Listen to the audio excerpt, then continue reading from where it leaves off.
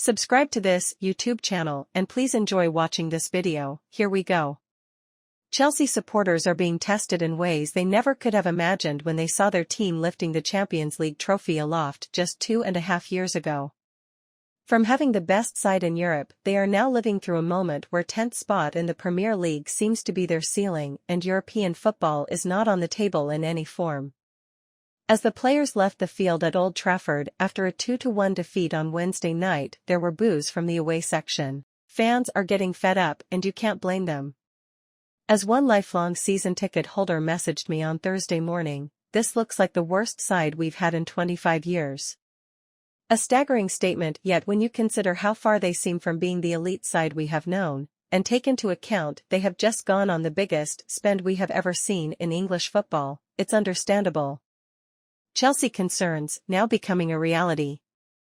There were fears behind the scenes over the lack of experience and transfer policy at Stamford Bridge. As this season got underway, sources at the club described to me concerns that could become glaring problems. The first was the lack of leadership and experience. Handing Reece James the captain's armband isn't necessarily a bad idea given his roots at the club, attachment with the fan base, and his status as one of the team's best players. Yet he does not have a personality that is going to become an overarching characteristic of the team, and the lack of other players within the side with top-level experience, even within the Premier League, meant Chelsea were always at risk of being exposed. Thiago Silva and Raheem Sterling hold the team up when it comes to seniority, but fears about the side's mental capacity and game management are being realized. Another issue in terms of the recruitment is exemplified in Moises Caicedo. He's a clearly talented player who is not one of their major problems, yet to expect him to live up to a £115 million price tag is unjust because he is having to adapt to so many things so quickly. In Brighton's system of play, where you are drilled to occupy spaces and become active within certain zones of the pitch, Caicedo became one of the best midfielders in the top division. But taking him away from that setup and throwing him into the centre at Chelsea, with a crop of players that had no ingrained functionality or personality, was always going to take time. Around him, the likes of Mykhailo Mudryk and Nicholas Jackson are signings that need confidence too, and the overall transfer strategy in terms of the profile is beginning to look questionable. A look across London at Arsenal, who signed Declan Rice and are seeing his £105 million move spoken of as the deal of the year, shows how big transfers can pay off quickly if they land in a cohesive team. But Chelsea did not have that, and, furthermore, their planning did not allow for them to make more logical additions. They were clearly looking at players of an 18 to 25 age group, but to overlook the likes of £40 million James Maddison, because he was a year out of range, begins to look a mistake.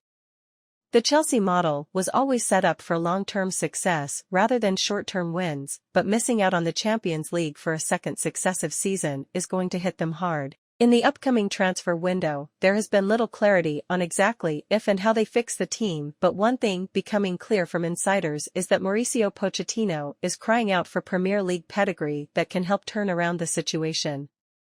He has protected his squad well this season and genuinely does have belief that, given time, they can gel.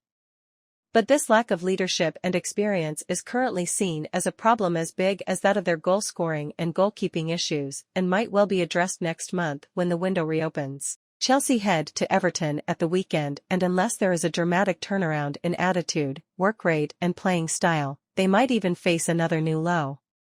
Chelsea's January transfer plans. 2 new signings possible with chance of a striker signing.